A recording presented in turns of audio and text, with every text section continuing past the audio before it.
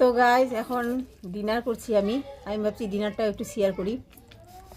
অনেক কিছু তো রান্না করতে চাইছিল, কিন্তু সবজি, মাছ, তারপরে হচ্ছে মাছের তেল, যেটা আমার খুবই পছন্দ হয়, এটা দেখাবো।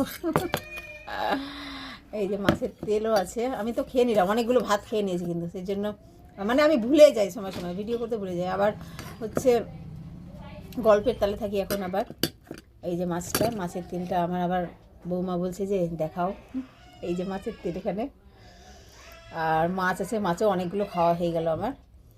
আর এই যে সবজি আছে এখানে, দিয়ে খাচ্ছি, মানে অর্ধেকটা খাওয়া হয়ে গেছে। তারপরে আমি মানে ভাবছি এটা শেয়ার করি, ডিনারটা শেয়ার করি একটু। খুব সুন্দর হয়েছে, খুব ভালো হয়েছে, টেস্ট হয়েছে সবজিটা, মাছের তেলটাও খুব ভালো হয়েছে, খুব পেঁয়াজ বেশি করে দিয়ে করেছে, ভালো লাগছে খেতে। মাছও ভালো লাগছে, মাছ একটা আবার ভেজে দিল স্পেশাল করে, একটা ভালো করে লাল লাল করে ভেজে দিয়েছে মাছটা। যাই হোক, বৌমা কিন্তু আমার খুব কেয়ার করছে, আর বৌমা মানে আদর করছে বেশি করে। বৌমা নিজের মুখ দেখাবে না, লজ্জা করে তো।